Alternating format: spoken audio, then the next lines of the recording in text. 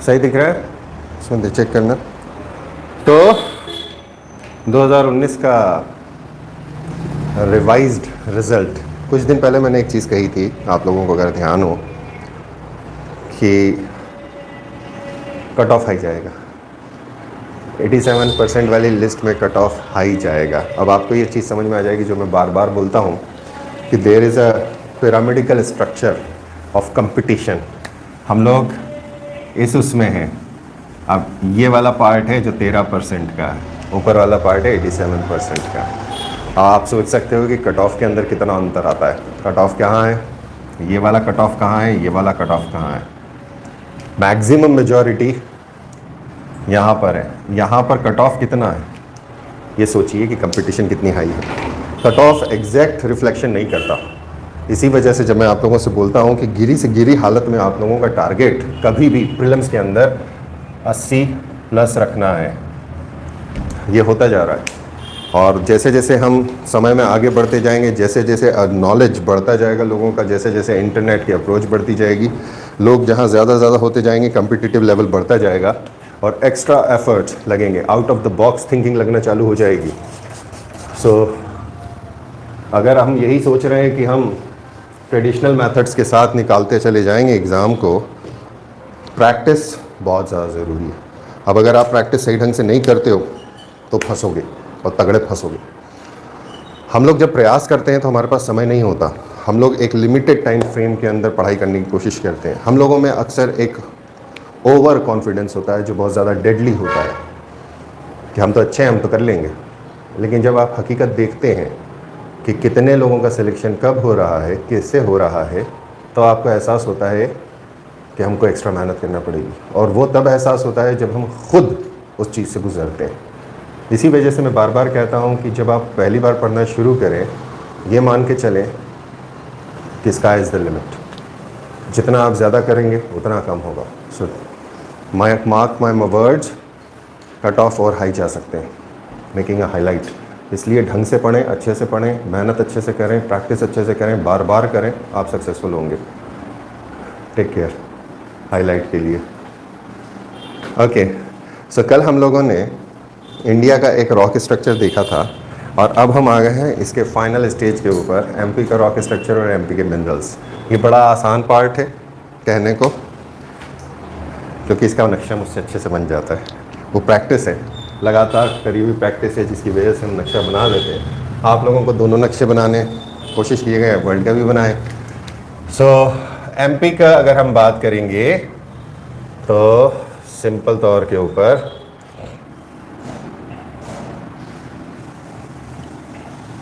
कल वाले पैरामीटर्स के ऊपर ध्यान देंगे। पैरामीटर क्या थे कल के? सबसे पहली चीज़ हमने ये देखी थी कि अरावलीज नाम की कोई वस्तु थी। सो अरावलीज इधर चल रहे थे, इसी तरह से अरावली का एक एक्सटेंशन भाग रहा था जो इधर भी जा रहा था, इधर भी जा रहा था। ये एक छोटा सा पार्ट हमने देखा था। यहीं पर हमको क्रेटॉन्स की जब हमने बात करी थी तो हमें बहुत अच्छे से पता है कि समवॉट इस इलाके के अंदर हमारे पास बुंदेलखंड क्रेटॉन है, ये हमें पता है बहुत अच्छे से। इसके साथ ही साथ में हमने ये भी बात करी थी कि there was a volcanic activity during the Cretaceous time period, और वो क्रिटेशियस टाइम पीरियड के अंदर कुछ हिस्सा ऐसा था जहाँ पर ज़बरदस्त वोल्केनिक एक्टिविटी हुई। इसके साथ साथ में मैंने कल बात करी थी तापी के बारे में, नर्मदा के बारे में और इसके रीजन के बारे में, रॉक माउंटेन्स के बारे में। अब यहाँ पर यहीं हम लोगों को जब एमपी की बात करना चालू करना है तो आपको कुछ एरियाज पकड़ने पड़ेंगे। एरिया किस तरह से? हमने ये देखा था कि हमारे पास जो ग्रुप सिस्टम है उसमें सुपर इयॉन है, प्री कैम्ब्रियन सुपर इयॉन, इसके हमने हिस्से देखे थे। पहला हैडियन था जिसके बारे में हमें पता नहीं है, दूसरा आर्कियन है और एक और हम लेते हैं धारवाड़। फिर हमारे पास एक ग्रुप आता है रॉक्स का जिसको हम कहते हैं पुराना group of rocks, Indian name है पुराना। अब ये दो पैरेलल सिस्टम चलते हैं, कडप्पा और विंध्यन। ये चार मेजर हैं, मेजर इन द सेंस कि हम लोग लगभग 4 अरब साल की बात करते हैं इसके अंदर। तो सबसे पहले अगर हम अरावलीज वाले पार्ट को ऑब्जर्व करना शुरू करते हैं जो प्री कैम्ब्रियन के अंदर बना था, तो दो माउंटेन रेंजेस खड़े होते हैं। अरावली ज़्यादा पुराने हैं, ज़्यादा बड़े थे, इसके बाद विंध्यन है जो इसी सुपर इयॉन के अंदर फॉर्म होंगे। विंध्यन और अरावलीज शुरू में, अरावलीज तो आज भी ओल्ड फोल्ड ही कहलाते हैं, लेकिन विंध्यन को अब फोल्ड नहीं कहा जाता। अब विंध्यन का जो प्रोसेस है वो दूसरा है। एक बुंदेलखंड क्रेटॉन वाला हिस्सा है, इस हिस्से को हम मार्कअप कर दें सबसे पहले कि ये वाला हिस्सा मेरा आर्कियन ग्रुप ऑफ रॉक्स है, ब्लैक के अंदर डैश हैश हैश हैश, ये सबसे पहला काम हो गया। इसी तरह से हमको थोड़ा सा हिस्सा झाबुआ बेल्ट में मिलता है, झाबुआ अलीराजपुर और कुछ पार्ट ऑफ धार, यहाँ पर आर्कियन मिलता है क्योंकि ये वो हिस्सा है जहाँ अरावलीज का एक एक्सटेंशन घुसता है, तो ये एक पार्ट हो जाता है जो अरावलीज बनाता है। इसी तरह से अगर हम नर्मदा सोन वैली को देखते हैं तो एक छोटा सा पार्ट हमें यहाँ मिलता है जो आर्कियन का पार्ट है। नाउ आर्कियन का पार्ट है जो सरफेस के ऊपर मौजूद है, that is granites, gneiss, metamorphose rocks, सबसे ज़्यादा मेटामॉर्फिज्म, प्लस ये वाला हिस्सा जो छत्तीसगढ़ और एमपी का हिस्सा है, हम यहाँ सिर्फ एमपी वाला पार्ट बना रहे हैं, ये आर्कियन का एक हिस्सा बनता है। और एक खेल यहाँ चालू होता है, कुछ इस तरह से ब्लॉक्स बनना चालू होते हैं, ये आर्कियन है और आर्कियन के साथ दूसरी चट्टानें मिलेंगी हमें। आर्कियन बहुत बड़ा हिस्सा है बैतूल के अंदर, कुछ इस तरह से ये आर्कियन है। और साथ ही साथ में और साउथ में हम मूव करेंगे, यहाँ पर समथिंग रफली थोड़ा बहुत देवास वाला बेल्ट, सदर्न देवास वाला बेल्ट, हरदा वाला बेल्ट, नर्मदा के दोनों तरफ, इतने हिस्सों के अंदर हमें आर्कियन चट्टानें मिलती हैं। और ये जो आर्कियन चट्टानें हैं इनकी कुछ खासियतें जो कल हमने देखी थी, कल हमने इसके बारे में पढ़ाई करी थी। आर्कियन में जो बुंदेलखंड है इसके अंदर हमें बुंदेलखंड नीस मिलता है। अब आपने ये बहुत अच्छे से पढ़ लिया है कि नीस ग्रेनाइट का मेटामॉर्फिक रूप है।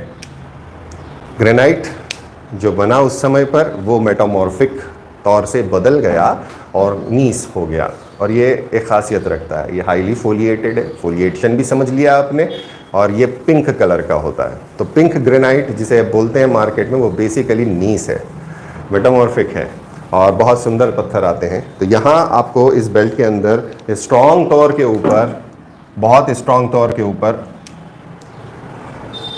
ग्रेनाइट्स, नीस, शिस्ट्स और दूसरे मेटामॉर्फिक रॉक्स मिलते हैं बहुत तगड़े तौर पर। ग्रेनाइट आपको ये भी बहुत अच्छे से मालूम है कि ये हाईली एसिडिक होता है।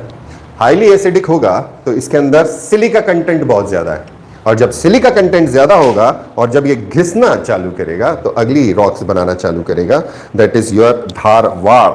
अब धारवाड़ का हिस्सा हमारे पास सबसे बेहतरीन तरीके से यहाँ मिलना चालू होता है, और एक यू शेप जो चलता है हमारे यहाँ ये वाले हिस्से के अंदर,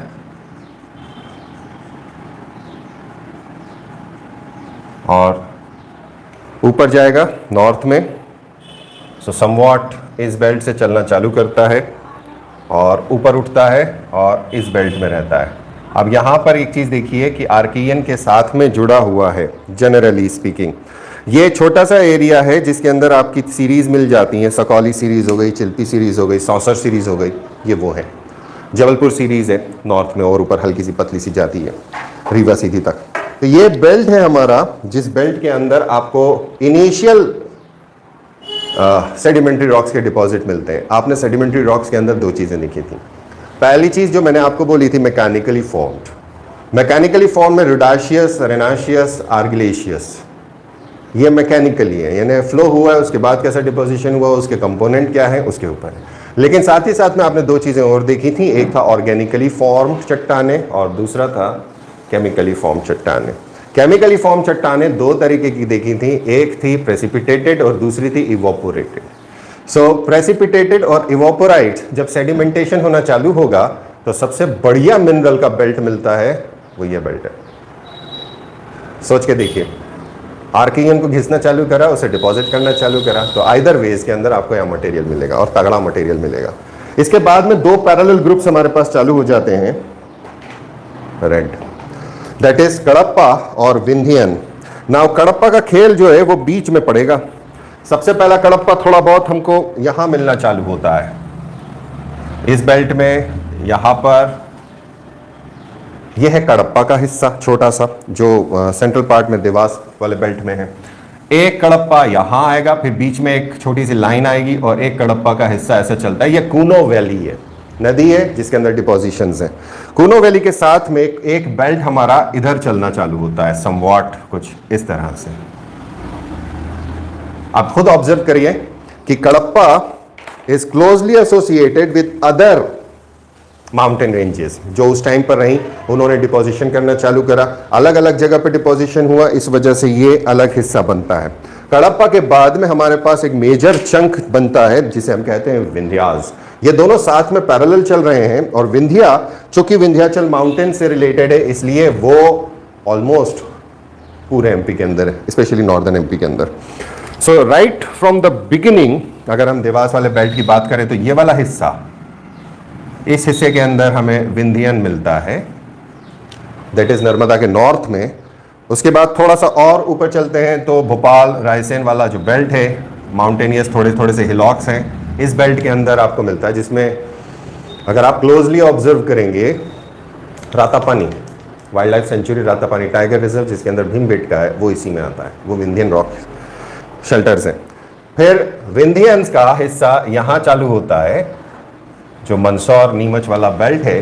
थोड़ा सा नॉर्थ में ऊपर बढ़ते हैं तो बीच वाला जो ब्लॉक बचा हुआ है, ये पूरा विंध्यन ब्लॉक है। हाईलैंड्स है, ऊंचाई पर है। थोड़ा बहुत विंध्यन हमको एक्सटेंड होता हुआ मिलता है कुछ इस तरह से। ये हाईलैंड्स हैं ब्लू कलर के अंदर जो बन रहे हैं अब। उसके बाद पूरा मैटर मैक्सिमम ये बेल्ट जितना आपको दिख रहा है, यहां पर आपको मेजॉरिटी के अंदर विंध्यन रॉक सिस्टम मिलता है, जो विंध्यन प्रॉपर है, जिसको हम विंध्याचल भी बोलते हैं, और ये साउथ में एक्सटेंड करता चले जाता है। बीच में छोटी छोटी जो वैलीज रही होंगी, उन वैलीज के अंदर इनका डिपोजिशन किसी समय में हुआ होगा। सो ये आपका एक एलिमेंट है ब्रॉडर तौर के ऊपर नक्शे के हिसाब से, नॉट टू द पॉइंट। अब बाकी जो बचा हुआ हिस्सा है वो क्या, ये वो वाला टाइम पीरियड है जिस टाइम पीरियड पे super ion pre Cambrian exist करता था, और इस सुपर इयॉन प्री कैम्ब्रियन के अंदर सबसे ज़्यादा सेडिमेंट्री रॉक्स के अंदर मिनरल डिपॉजिट्स हुए हैं। तो जहाँ जहाँ सेडिमेंट्री रॉक डिपोजिशंस हैं, वहाँ आपको मिनरल्स मिलेंगे, खासतौर पे वो वाले मिनरल्स जिनकी इकोनॉमिक वैल्यू बहुत ज़्यादा है। ऐसा नहीं है कि आर्कियन के अंदर हमें नहीं मिलेगा, आर्कियन के अंदर हमें क्लेज मिलती है, आर्कियन के अंदर हमें बिल्डिंग मटेरियल मिलता है, स्टोन्स मिलते हैं। लेकिन ओवरऑल अगर हम ऑब्जर्व करें तो धारवाड़ वाला ग्रुप, कडप्पा वाला ग्रुप और काफ़ी हद तक विंध्यन ग्रुप, इनके अंदर जो सेडिमेंट्री डिपॉजिट्स हैं, इन डिपॉजिट्स के अंदर हमें मिनरल्स बहुत तगड़े मिलते हैं। सो सबसे ज़्यादा जो चीज़ें एमपी के अंदर मिलती हैं, इसके बाद वाला जो हिस्सा है जो फेनेरोजोइक इयॉन है, उसके अंदर एक मेजर हिस्सा आ जाता है जिसको हम कहते हैं डेक्कन ट्रैप्स। सो डेक्कन ट्रैप्स यहाँ पर पूरी तरह से ओवरलैप कर देते हैं सब चीज़ों को, और बेसिकली वो ऐसा नहीं है कि वो एक ही जगह पर मिले। तो डेक्कन ट्रैप्स एमपी के पार्लांस की अगर हम बात करेंगे तो 3 हिस्सों में बटेंगे। अब मेरे पास चारों पेन यूज़ कर लिए, black, green, red, blue. Okay, ठीक है, जिगजैग बना देंगे, नो प्रॉब्लम। सो सबसे पहली चीज़ हमारे पास आ जाती है कि लोअर डेक्कन ट्रैप क्या है।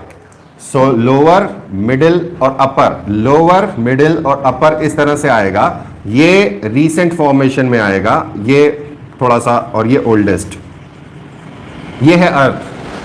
तो इससे समझना, क्योंकि आप जो पढ़ रहे हो वो है जियोमॉर्फोलॉजी, किस समय पर क्या हो रहा था। सो बुंदेलखंड क्रेटॉन कब बना, तो वो किसका हिस्सा था, तो वो अरावलीज के साथ टकराया, अरावलीज के साथ किस तरह से कामकाज बनता चला गया, क्या क्या होता चला गया।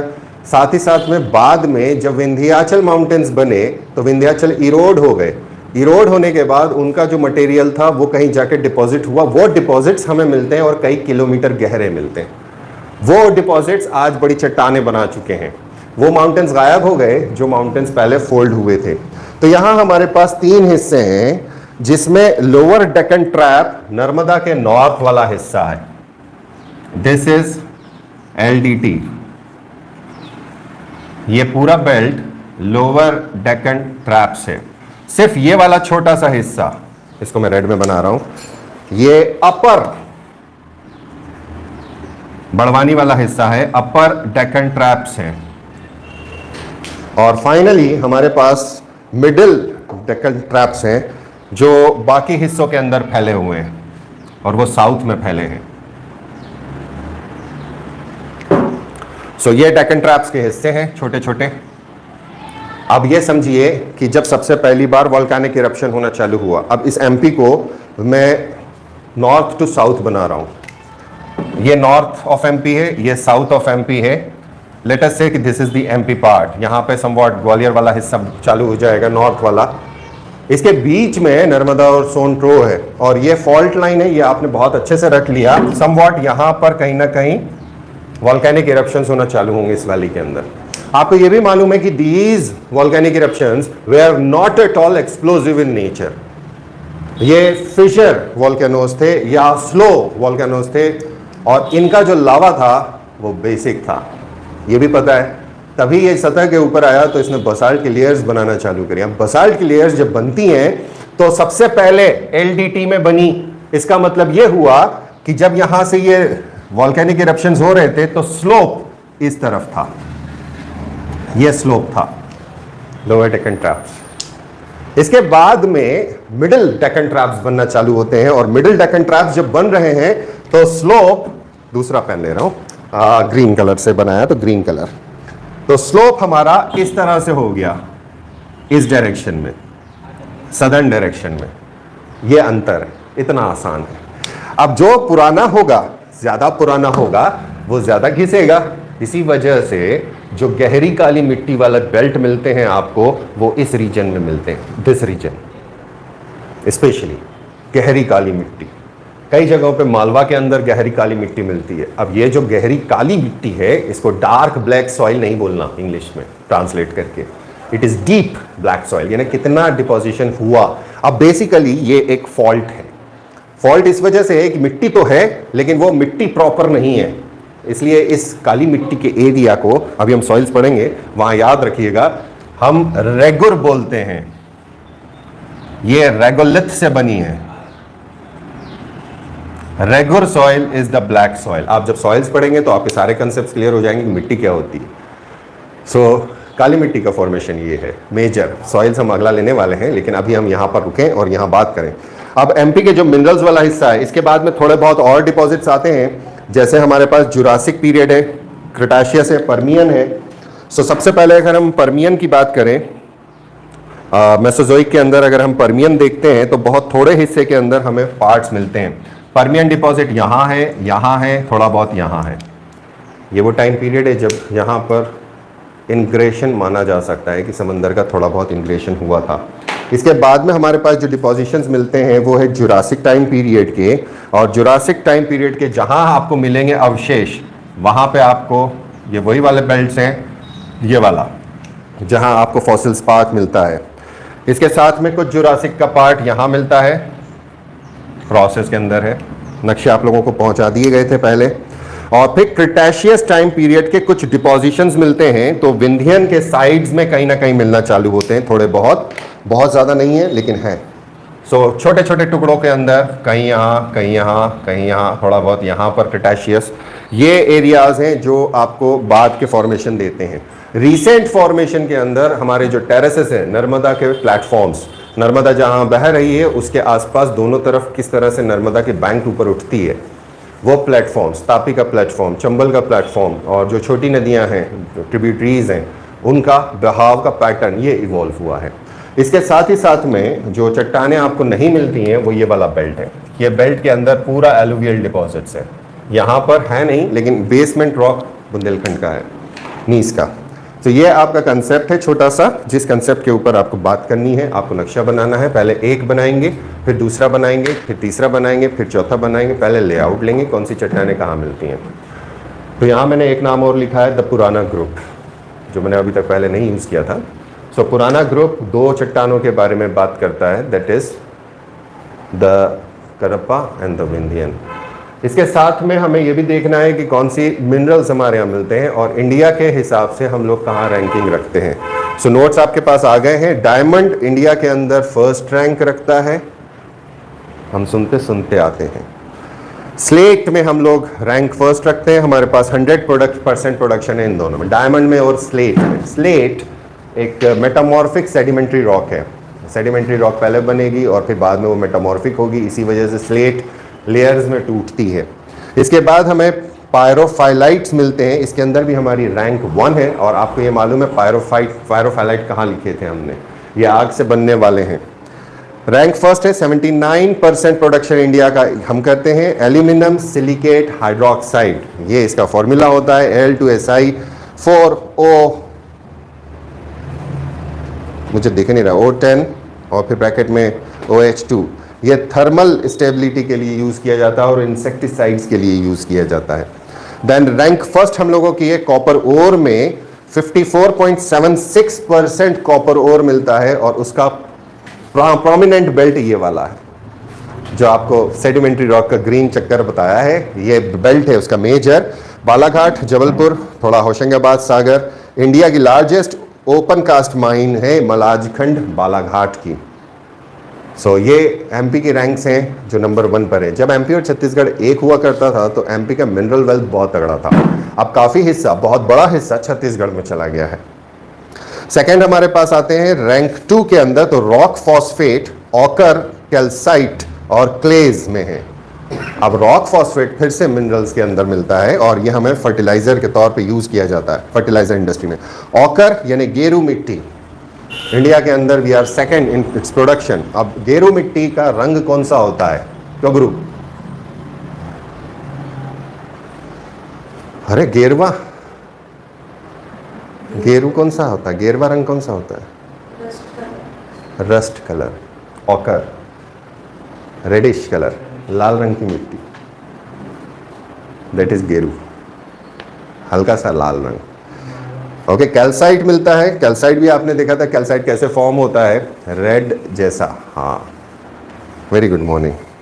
Calcite, then clays, clays others है, इसमें रैंक सेकंड है हमारी। अब जब क्ले बनती है तो बहुत अलग अलग तरह की मिट्टियाँ होती हैं, जिसमें सबसे ज़्यादा इंपॉर्टेंट होती है काओलिन, CAOLIN। बेसिकली ये चाइना के एक पहाड़ी के नाम पर रखी गई है, इसलिए इसको चीनी मिट्टी भी बुलाते हैं या चाइना क्ले भी बुलाते हैं। और ये जब बनती है तो ये सिर्फ और सिर्फ ग्रेनाइट के घिसने से बनती है। तो जिस इलाके के अंदर आर्कियन चट्टानें नहीं होंगी या इन अदर सेंस पुराना ग्रेनाइट नहीं होगा, granite is one of the hardest stone, इसको घिसने के बाद में, रेती बनाने के बाद में फिर जब मिट्टी बनाओगे तो चीनी मिट्टी बनेगी। और इस चीनी मिट्टी का इस्तेमाल काहे में करते हैं? मूर्तियां बनाने में। कप है तुम्हारे यहाँ चाय का सफ़ेद रंग का, वो चीनी मिट्टी का। हम पीते ना वो मग रखें बाहर, चीनी मिट्टी। वॉश बेसिन होता है सफ़ेद रंग का, चीनी मिट्टी, उस पर ग्लेज चढ़ाया जाता है। टॉयलेट का कमोड, चीनी मिट्टी। चीनी मिट्टी खतरनाक यूज़ होती है, बहुत बड़ी इंडस्ट्री है, मतलब रॉ मटेरियल है इंडस्ट्री का, ख़ासतौर पे सेरामिक इंडस्ट्री का, बहुत बड़ा। सो बड़ी बड़ी फैक्ट्रीज़ हैं जो यहीं पर आपको प्लॉट करनी रहेंगी। एक चीज़ लिखिएगा, होमवर्क दे रहा हूँ आपको, हिंट दे रहा हूँ मैं आपको, बड़े आराम से आपके आंसर्स आसानी से बनेंगे इकोनॉमी के अंदर अगर आप ढंग से करेंगे तो। और आपको मज़ा आएगा जब आपके आंसर्स बनेंगे वहाँ तो। अदरवाइज़ बना तो लोगे, बनाने में कुछ दिक्कत नहीं है, लेकिन प्रॉपर आंसर प्रॉपर होता है। और तो जहाँ हमने बोला क्लेज, तो आपको एमपी के अंदर जो मेजर क्ले बेस्ड इंडस्ट्रीज़ हैं उन्हें प्लॉट कर लेना। जैसे जॉनसन एंड जॉनसन है देवास के अंदर, बहुत मासिव इंडस्ट्री है, बहुत मासिव है। और ऐसी दूसरी जितनी है उन सबको लिख लीजिए। देन हमारे पास आता है रैंक 3 के अंदर मैंगनीज और 22.82%। डोलोमाइट, अब आपने डोलोमाइट नाम का कुछ लिखा था, सेडिमेंट्री में लिखा था। लाइम स्टोन रैंक 3 है, लाइम स्टोन भी सेडिमेंट्री है, डोलोमाइट अगेन सेडिमेंट्री है।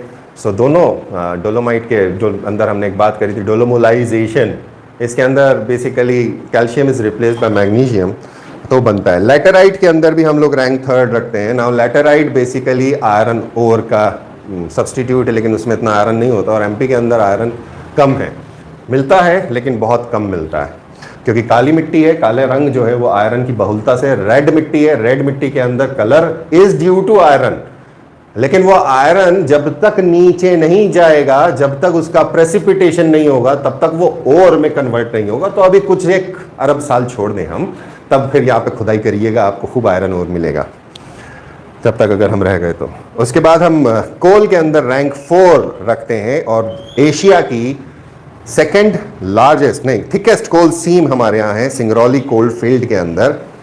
बेसिकली ये कंट्रोवर्शियल है। कुछ किताबें इसे लार्जेस्ट लिखती हैं, कुछ किताबें इसे सेकंड लार्जेस्ट लिखती हैं, इसलिए आप चेक करें और चेक करने के बाद आप इसको ऑब्जर्व करिए और अपने हिसाब से लिखिए।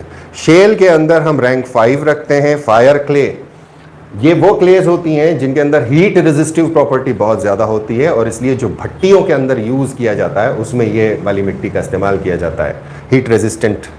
देन डोलोमाइट फिर से लिख दिया है अनफॉर्चुनेटली मैंने यहाँ पे, रैंक 7th यहाँ लिखा है, ऊपर भी डोलोमाइट लिख दिया है तो यहाँ कन्फ्यूजन है, इसको चेक कर लेंगे। बॉक्साइट रैंक 7th है। काओलिन जिसे हमने चाइना क्ले बोला था रैंक 7th है। क्वार्ट्ज रैंक 9th है। स्टेटाइट में रैंक 10th है। स्टेटाइट क्या है? हड़प्पा अगर आपने पहले पढ़ा है तो हड़प्पा के अंदर जो सीलें बनती हैं वो ज़्यादातर स्टेटाइट की बनी हुई हैं। स्टेटाइट मतलब सोप स्टोन, सॉफ्ट स्टोन होता है और ये जनरली मार्बल के साथ पाया जाता है। सो एमपी के अंदर जो बेल्ट्स हैं हमारे, उसके अंदर कोयला बहुत बड़ा एक एनर्जी का रिसोर्स है और कोयले के ऊपर आपको इसलिए काम करना है क्योंकि कोयला आपको एक्स्ट्रा दिया हुआ है। एनर्जी फ्यूल्स जो फॉसिल फ्यूल्स हैं, पेट्रोलियम एंड कोल, वो आपको स्पेशली दिया गया है, इसलिए एमपी का कोल उसे आप 11 नंबर में 5 नंबर में ज़रूर प्रिपेयर करेंगे। सो एमपी के नक्शे के अंदर ये तो वो चट्टाने हैं जो भाटे भाटे हैं। ऑर्गेनिकली फॉर्म्ड चट्टान होती है कोयला, जिसको हमने बनाया था इन्वर्टेड वाई के अंदर या पीस के सिंबल में, तो उधर वाले आर्म के अंदर हमने कार्बन को लिया था और उसके अंदर हमने लिखा था कि ऑर्गेनिकली फॉर्म्ड है। सो कार्बन हमारे यहाँ बिटुमिनस मिलता है, सेडिमेंट्री रॉक है और गोंडवाना सुपर ग्रुप में मिलता है। फॉर्मेशन अपर कार्बोनिफेरस से लोअर क्रिटेशियस तक का है। कारण क्रिटेशियस के ऊपर तो आग लग गई थी ना दद्दू, पूरे के अंदर तो काला काला काला, जहां जहां बनाए हैं इतने सारे के अंदर सब जगह आग लगी हुई थी, लावा बह रहा था, लेकिन जहां लावा नहीं बह रहा था वहां डिपोजिशन हो सकता था। तो लोअर, मिडिल और अपर, जब अपर बन रहा था तो अपर के नीचे हो सकता है मिडिल हो, उसके नीचे हो सकता है लोअर हो, नीचे लावा का। लेकिन इसके बाद में यहाँ पे नहीं बना तो इसके पेड़ तो उग सकते थे ना, ये करोड़ों साल का प्रोसेस है। सो टोटल डिपॉजिट्स हमारे यहाँ जो मेरा डेटा है ये 16-17 का डेटा है। 26535.79 मेट्रिक टन कोयले का रिजर्व है। इसको खोदने का काम CIL इंडिया करती है। Directorate of geology and mining headquarter Bhopal है। सेंट्रल सब्जेक्ट है कोल, एनर्जी मिनरल्स है। सेंट्रल इंडिया के अंदर नॉर्दर्न कोलफील्ड लिमिटेड खुदाई करने का काम करती है, लाइसेंसिंग देती है। इसका हेडक्वार्टर सिंगरौली है और इस इलाके को कहा जाता है मोहर या मोहर सब बेसिन। मोहर सब बेसिन, आज प्लॉट करिएगा, बेसिन है तो नदी का नाम होना चाहिए, तो मोहर किसकी ट्रिब्यूटरी है। देन साउथ ईस्टर्न कोलफील्ड्स, ये आता है शहडोल और उमरिया बेल्ट के अंदर, इसमें अनूपपुर भी आता है। तो शहडोल के अंदर जोहिल्ला, जो बहुत बड़ा बेल्ट है, जोहिल्ला की जो सीम है वो बहुत बड़ी है। यहाँ पे बीर सिंह पाली करके जगह है, 30 स्क्वायर किलोमीटर और 6 मीटर थिक कोयला है और ये कैमूर की सीमेंट फैक्ट्रीज के अंदर सप्लाई करते हैं। सिंगरौली के अंदर सीधी साउथ मिर्जापुर बेल्ट है उत्तर प्रदेश तक, ये लगभग 2500 स्क्वायर किलोमीटर का बेल्ट है, बहुत बड़ा बेल्ट है। यहां से 1.5 मीटर से 2 मीटर तक कोकिंग कोल, यहां कुकिंग लिखा है, it is coking coal. Coking यानी कि जो लोहे को गलाने की भट्टियों में इस्तेमाल किया जाता है वो वाला कोयला बहुत अच्छी क्वालिटी का मिलता है। कटनी मोरवा रेलवे लाइन इसमें है। माइंस जो मेन है टिप झरिया, खाई, नवानाजी, परारी और मोरवा। ये कम है, इनकम्प्लीट है, नॉन कम्प्रीहेंसिव है, बट फिर भी है जो आपको हर जगह नहीं मिलेगा। इधर ज्योग्राफी के नोट्स जिस तरीके से मेरे बने हुए हैं, आई डाउट कि वो कहीं और मिलेंगे आपको।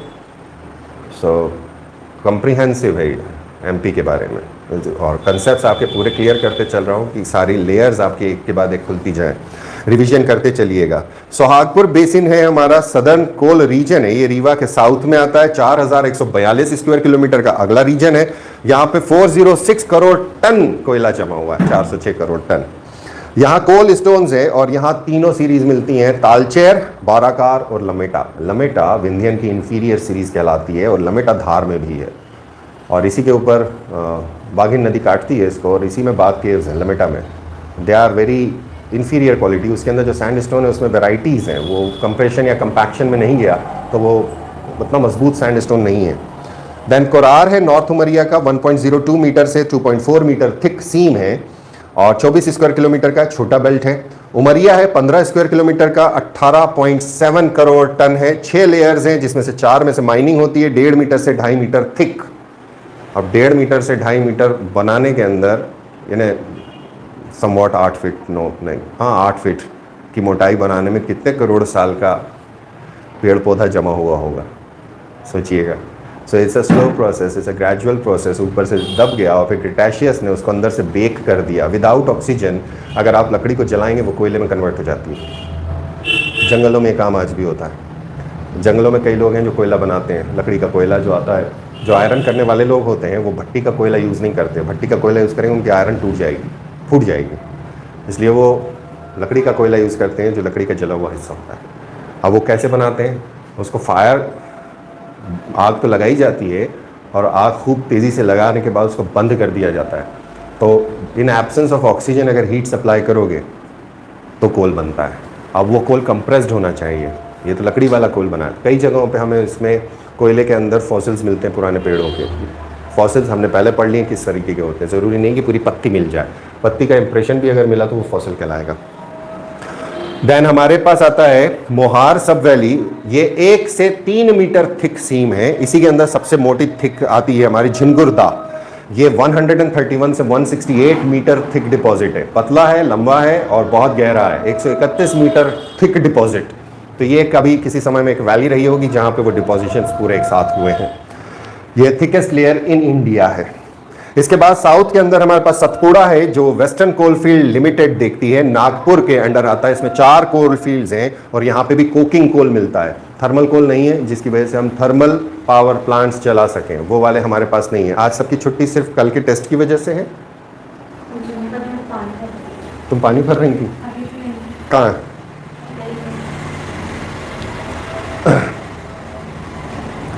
सो सतपुरा के अंदर पेच कान्हन वैली, ये बढ़िया वैलीज हैं, सुंदर वैलीज हैं।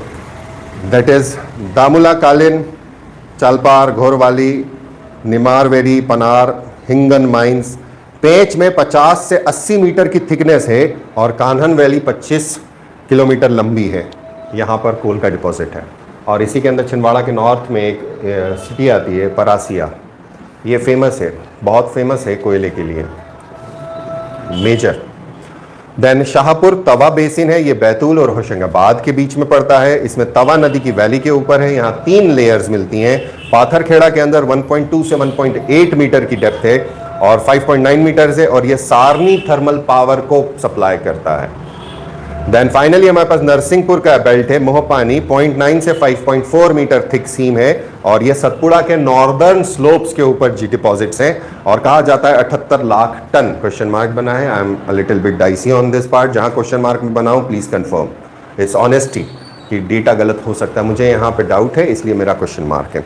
सो ये हमारे कोयले की बात है जो एमपी के अंदर मिलता है। अब आपको क्वेश्चन क्या आएगा ये समझिएगा। मिनरल्स के ऊपर 11 नंबर और 5 नंबर आपको पहले तैयार करना है 11 नंबर का, फिर आपको उसको रिड्यूस करना है 5 नंबर में।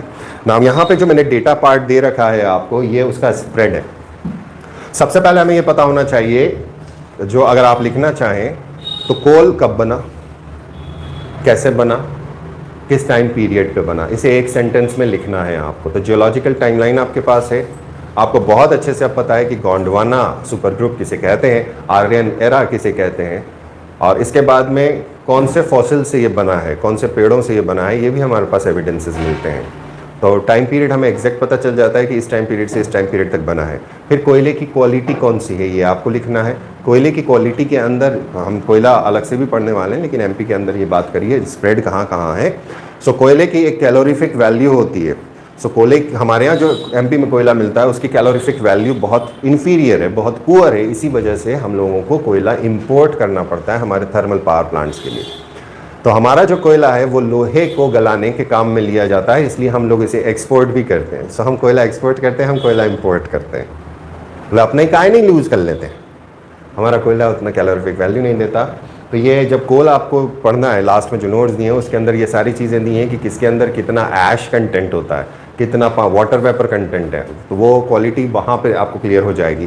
फिर आपको ये बताना है कि हम लोगों की रिक्वायरमेंट ऑफ कोल कितनी है।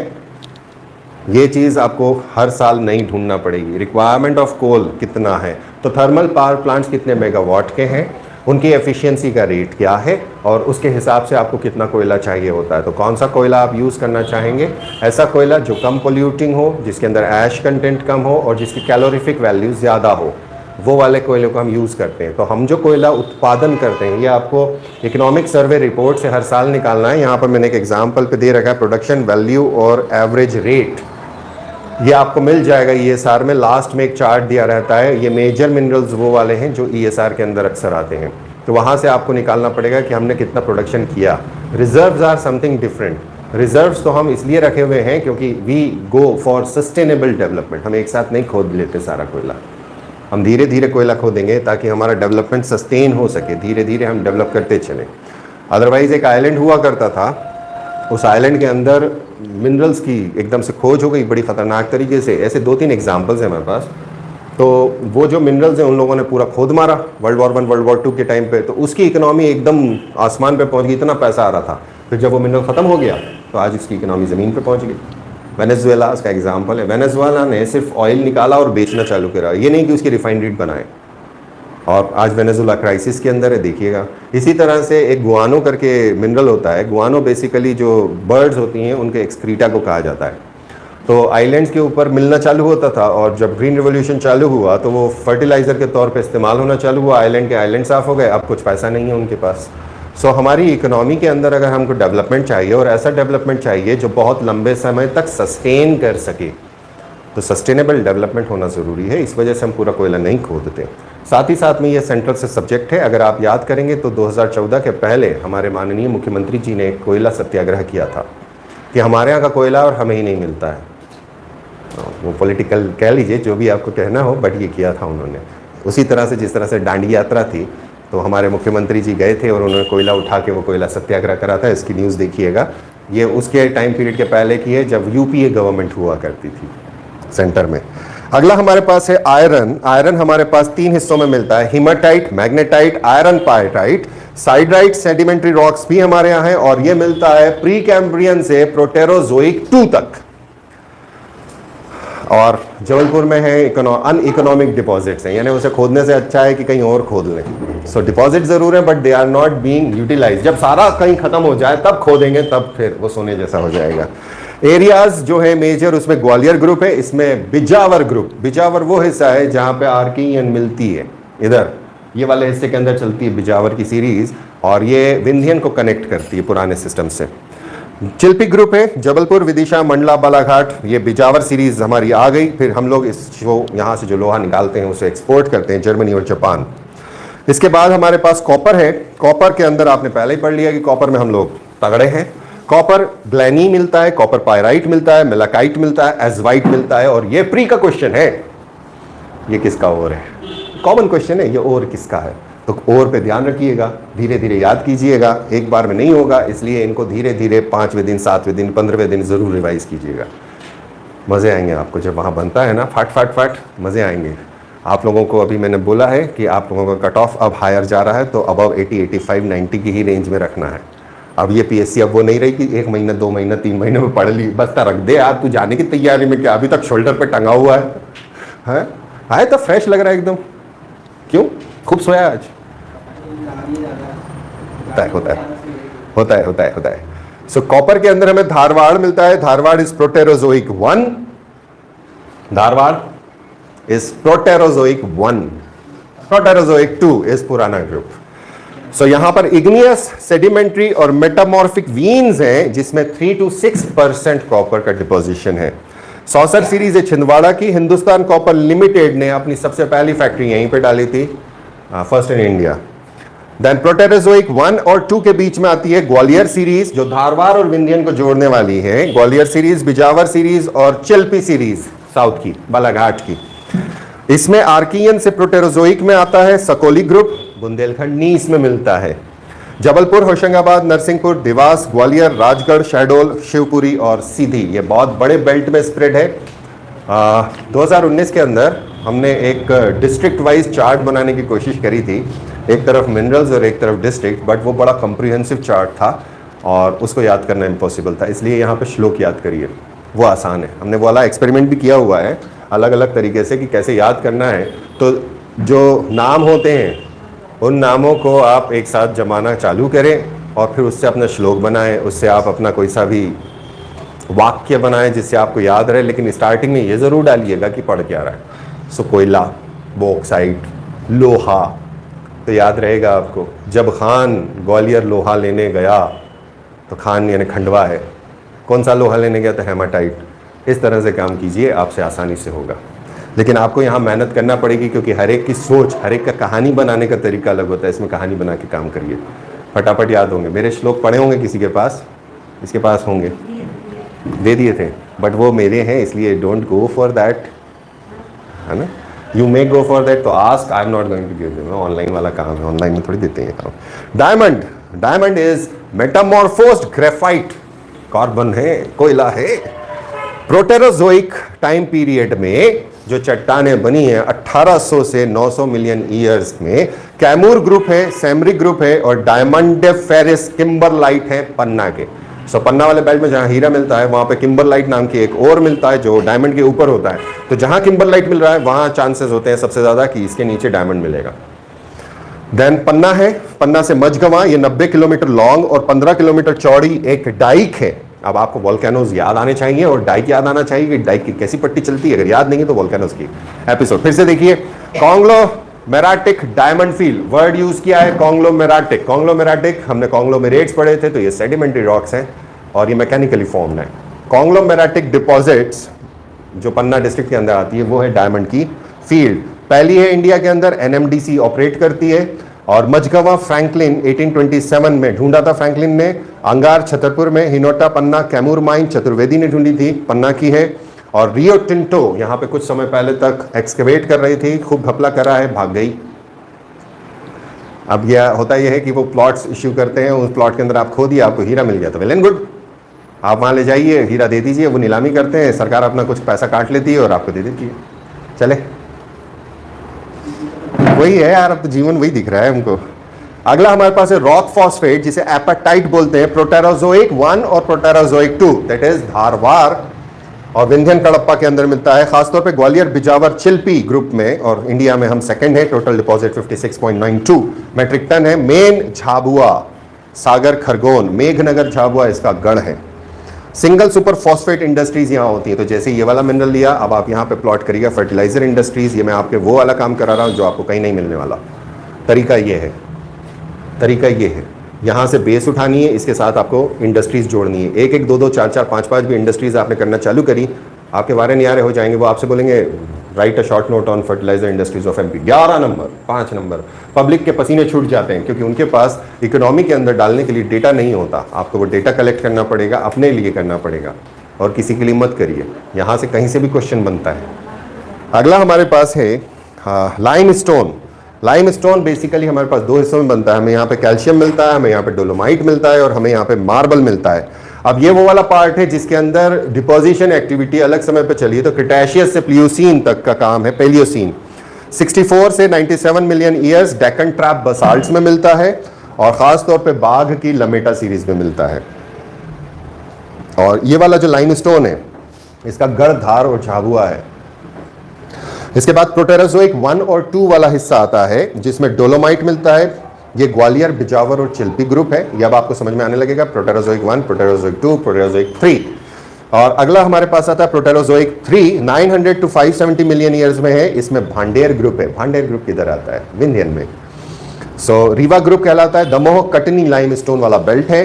और प्रोटेरोजोइक पुराना वाला जो है 1800 से 900 मिलियन ईयर्स, ये कैमूर और सेमरी ग्रुप है, पुराना ग्रुप है, ज्यादा पुराना है। यहाँ लाइमस्टोन डिपॉजिट्स मंदसौर के भी हैं और रीवा के और सतना के भी हैं। तो यहाँ पे भी लाइमस्टोन डिपॉजिट्स हैं। सो अलग अलग जगह पे लाइमस्टोन मिलता है आपको।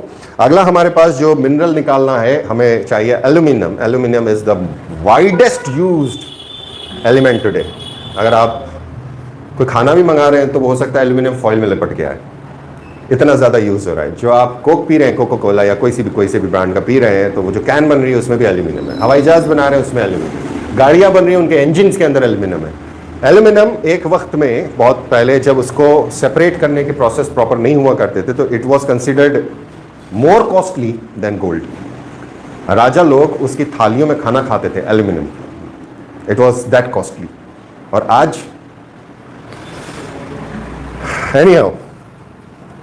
एनीहाउ सो एल्यूमिनियम हमें जो मिलता है वो मिलता है बॉक्साइट से। और बॉक्साइट का डिपॉजिट रीसेंट प्लीस्टोसीन के अंदर है, 1 से 18 मिलियन ईयर्स। ये एलुवियम, लैटेराइट और बॉक्साइट है। टोटल हमारे यहाँ 3.75 मेट्रिक टन का डिपॉजिट माना जाता है। रीवा सतना एक बेल्ट है, माइकाल रेंजेस के अंदर जाता है। अनूपपुर, मंडला, डिंडोरी, बालाघाट जो 1908 में एक्सप्लोर किया गया था, कटनी और शहडोल, ये बेल्ट्स हैं हमारे। देन अगला है मैंगनीज, ये मिलता है पायरोल्यूराइट नाम के ओर से, और दूसरा है मैग्नेटाइट मैंगनीज ब्लेंड। तो दो अलग अलग तरह के ओर हैं। जब आपसे बोला जाएगा ना तो आप ओर लिखेगा, सामने वाला बौरा जाएगा कि बोले यार ये है बंदा पढ़ने वाला, और उस ओर को अंडरलाइन कीजिएगा क्योंकि लोग नहीं लिखेंगे। नक्शा बहुत सारे लोग बनाए, 50% की उम्मीद है नक्शा बना देंगे, लेकिन और इतनी मेहनत कोई करता नहीं है कि हम इतनी मेहनत करके उस आंसर को बनाएं। प्री का क्वेश्चन तो बड़ा सिंपल है। ये किसका है? ये डब्बा किसका है? तुम्हारा है। सो मैग्नीज मिलता है सेडिमेंट्री में, और ये प्री कैम्ब्रियन से शुरू होता है, प्रोटेराजोइक 1 और 2 तक आता है। और हम लोग यहाँ मैग्नीज एक्सपोर्ट करते हैं USA, Britain, Germany, Russia, and MP is third in India. Total deposit 52.12 metric tonne है। प्रोटेराजोइक 1 के अंदर सौसर और अरावली ग्रुप है, एक ग्रुप इधर आ रहा है, एक ग्रुप उधर आ रहा है। देन बालाघाट, झाबुआ, छिंदवाड़ा ये बेल्ट है। देवास, खरगोन, सीधी, कटनी, गौसलपुर 1880 में खोदा गया। सिहोरा 1890 कटनी के पास, जबलपुर कटनी के पास। माइंस जो मेजर है, Marveli, Barwali, Tirtarodi, Barjari, Bharweli. Bharweli is largest underground mine of this thing manganese. Nima, Ramrawa, Selwa ये सब बालाघाट की हैं। गोवारी, बढ़ाना, वुटकुम, गोटी, मझबाना, सीतापुर ये छिंदवाड़ा की हैं। तो छिंदवाड़ा गढ़ है।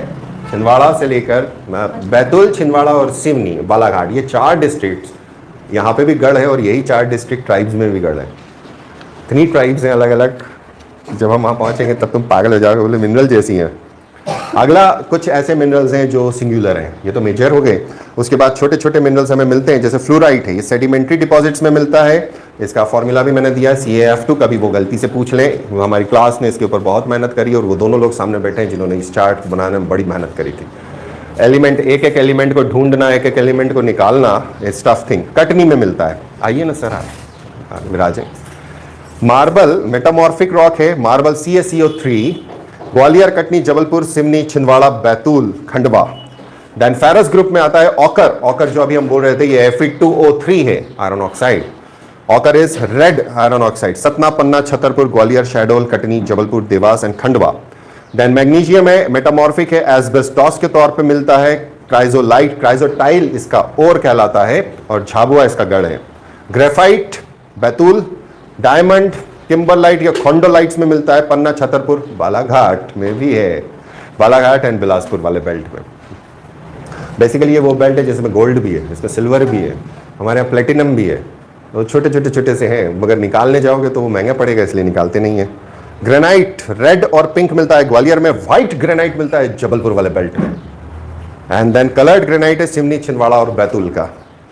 उसके बाद गोल्ड है, गोल्ड का जो और हमारे यहाँ मिलता है दैट इज कैलावेराइट और सिल्वेनाइट, ये सीधी, कटनी और शहडोल वाला बेल्ट है। सिल्वर अर्जेंटाइन है, कटनी में। एल्यूमिनियम डायास्पोर है, जिसके 2 हिस्से हैं, बेरिलियम और एंडेलुसाइट, ये ओर्स के नाम हैं। बालाघाट, छिंदवाड़ा, राजगढ़, शिवपुरी, छतरपुर, टीकमगढ़ और जबलपुर। तो धीरे धीरे बनाना चालू करिए, एकदम से मत खाइएगा। आपको पता तो है कि मिनरल कौन सा होता है, एलिमेंट कौन सा होता है, उसको पहले प्लॉट करिएगा, और प्लॉट तब कीजिएगा जब वहाँ चट्टाने आपको पता है। पहले चट्टाने बनाइएगा, फिर उसी के ऊपर मिनरल प्लॉट करिएगा। मिनरल के साथ उसकी माइंस बाद में लिखिएगा, क्योंकि माइंस बहुत रेयर पूछते हैं, सिर्फ बड़ी बड़ी पूछते हैं। ओर्स किसी का भी पूछ सकते हैं, तो ओवर के अंदर वो रुला सकते हैं, इसलिए ओर्स बहुत अच्छे से कीजिए। ओर्स पहले कीजिए कि ये किस में से मिलता है और एमपी में किससे मिलता है। टिन इग्नियस रॉक्स में से मिलता है, और ये ओर कहलाता है SnO2 कैसेटेराइट, ये बैतूल में मिलेगा। यूरेनियम हमें मिलता है, यूरेनियम का हमारा और पिच ब्लेंड है, और ये शहडोल में पाया जाता है। टंगस्टन हमारे यहाँ होता है, वुल्फ्रामाइट यह होशंगाबाद में पाया जाता है। पुरानी किताब उठा के देखिएगा, ये सारे नाम आपको मिल जाएंगे। वो इसलिए मिल जाएंगे क्योंकि पुराने समय में पूछा गया था, वो ऐड कर दिया जाता है नोट्स में। आगे बढ़ के काम करिए, जरूरी नहीं कि वही पूछे। प्लैटिनम पायरोटाइट, ये नॉट कंफर्म लिखा है और एमपी का कि ये इसमें मिलता भी है या नहीं, ये बैतूल में है। सिलिमेनाइट रीवा सीधी का है। पैलेडियम बैतूल में है। स्लेट मंदसौर में है। पायरोफाइलाइट छतरपुर और टीकमगढ़ में है। ये है आपका एमपी का छोटा सा मिनरल वाला काम। अगला जो मेरा पार्ट रहेगा जिसके साथ हम लोग इसको डी एंड करेंगे, that is your coal and petroleum.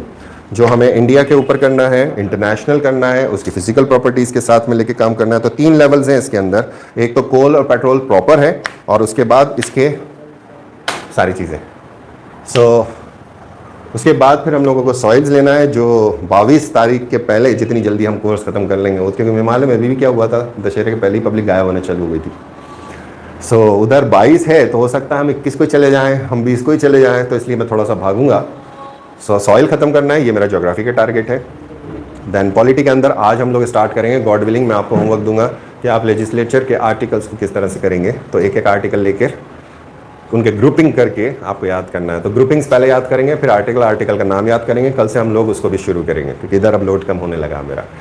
Then हम लोगों का NFM शुरू हुआ है, तो NFM वाली क्लास अभी हम ले रहे हैं। तो ये 3 चीज़ें मेन हैं जो हम लेंगे, और उसके साथ में मुझे 2 चीज़ें और करानी है आपको। कोशिश करूँगा कि लेजिस्लेचर के साथ मेरा CAG और EC भी ख़त्म हो जाए, CEC।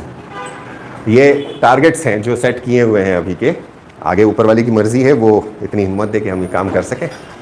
और अगर 20 तारीख ख़त्म हो गया कोर्स, तो आपको 20 का छुट्टी दे देंगे। साथ साथ में मुझे सोशियोलॉजी भी उठाना है, सोशियोलॉजी भी ओपन करना, वो मेंस का काम है।